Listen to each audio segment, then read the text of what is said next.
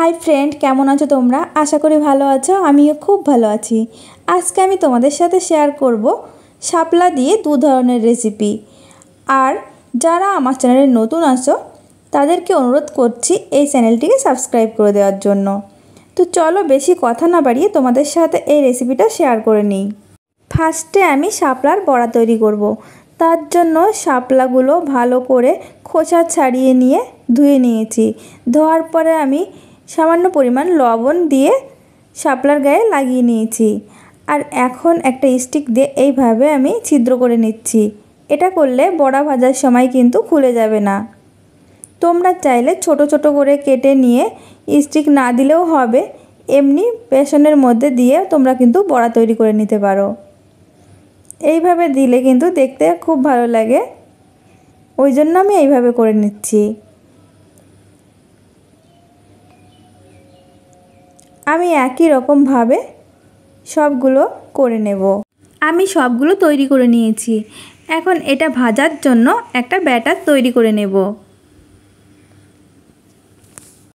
এখানে আমি একটা বাটিতে পরিমাণ মতো বেসন নিয়েছি। যতটা ভাজবে সেই পরিমাণ বুঝে বেসনটা নিয়ে নিতে হবে। দিয়ে দিচ্ছি স্বাদ মতো লবণ আর হলুদ। দিয়ে দেব হাফ চামচ ধনে গুঁড়ো, हाफ चामच जिरे गुड़ो और दिए दिच्छी खूबी अल्प परिमाण लंका गुड़ो। तोमरा लंका गुड़ोर परिमाणटा बाड़िये निते पारो। आमी एटा आमार छेलेके खावाबो तार जोन्नो लंकार परिमाणटा कम करेई निलाम। दिए दिच्छी एक चिमटी बेकिंग सोडा, जेटाके आमरा खाबार सोडा बोले थाकी। एखन आमी एई शुकनो उपकरणगुलो भालो करे बेसनेर साथे मिशिये नेब।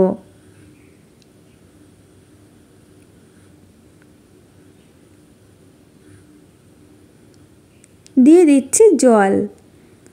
আমি অল্প অল্প করে জল দিয়ে একটা স্মুথ ব্যাটার তৈরি করে নেব।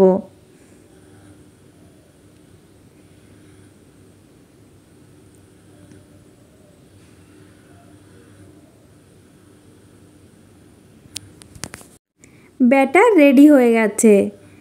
দেখো খুব বেশি গাঢ়ও না আবার খুব বেশি পাতলাও না। এবার চলে যাব চুলাতে। একটা কড়াই বসিয়ে ভালো করে তেল গরম করে নিয়েছি। আমি এখানে অল্প পরিমাণেই তেল দিয়েছি, তোমরা চাইলে এর থেকে বেশি তেলেও ভাজতে পারো, আবার কম তেলেও ভাজতে পারো। এখন আমি এই শাপলাগুলো এই ব্যাটারের মধ্যে ভালো করে লাগিয়ে নিয়ে আমি তেলের মধ্যে দিয়ে দেব। এই সময় গ্যাসের জালটা মিডিয়াম হিটে রাখতে হবে।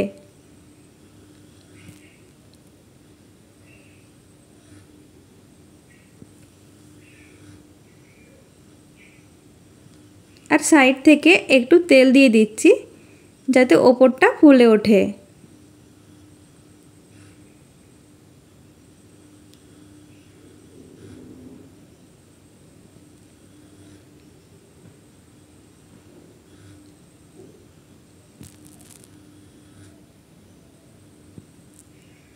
আমি আরও একটা দিয়ে দিচ্ছি।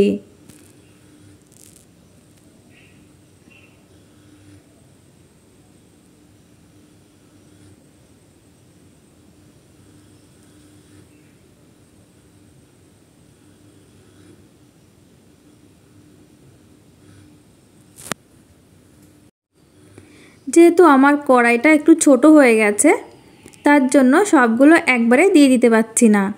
তোমরা চেষ্টা করবে এগুলো ভাজার সময় একটু ছড়ানো কড়াই নিতে।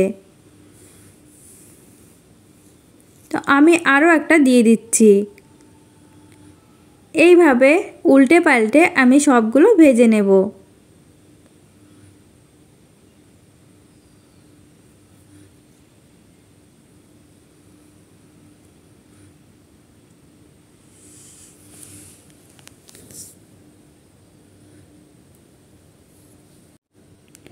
আমি সবগুলো ভেজে তুলে নিয়েছি একটা প্লেটে।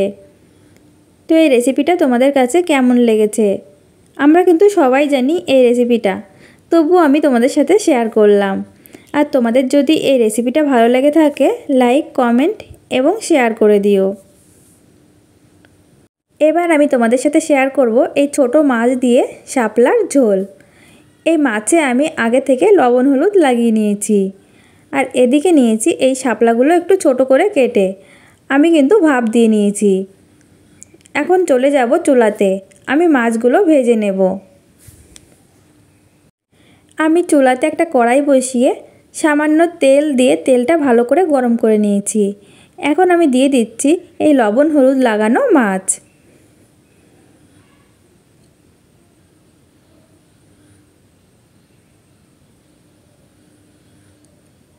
এই মাছ আমি ভেজে নেব।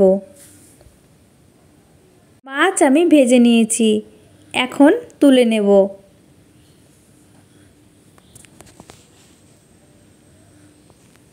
মাছ ভেজে তুলে নিয়েছি। এখন ওই তেলের মধ্যেই আরও কিছুটা তেল দিয়ে দিচ্ছি। তেল একটু গরম হতে দেব। তেল গরম হয়ে গেছে, এখন দিয়ে দিচ্ছি রাঁধুনি।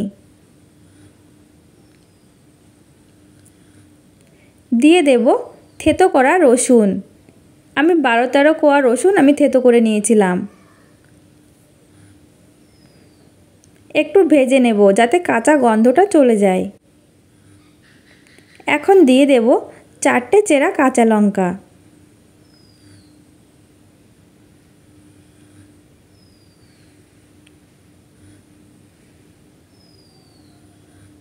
রসুনের কাঁচা গন্ধ চলে গেছে, এখন আমি দিয়ে দিচ্ছি আগে থেকে সেদ্ধ করে নেওয়া শাপলা। এখন কিন্তু চুলার জালটা হাই ফ্লেমে রেখে আমি একটু ভেজে নেব।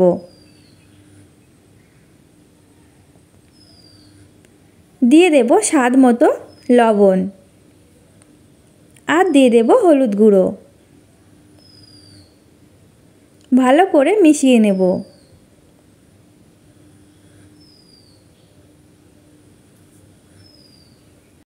শাপলা আমি ভেজে নিয়েছি।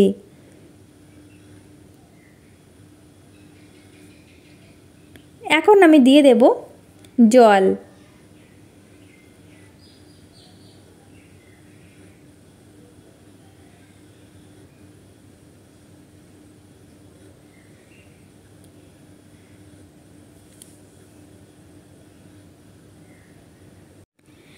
ঝোল যখন ফুটে উঠবে তখন আমি দিয়ে দেব আগে থেকে ভেজে রাখা মাছ।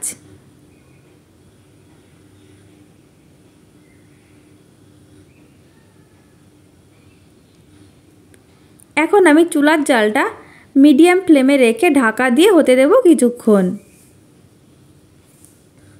কিছুক্ষণ পর আমি ঢাকনা খুলে নিচ্ছি। শাপলা সিদ্ধ হতে কিন্তু বেশিক্ষণ টাইম লাগে না, খুব তাড়াতাড়ি সিদ্ধ হয়ে যায়। তাছাড়া আমি আগে থেকে ভাপ দিয়ে নিয়েছিলাম।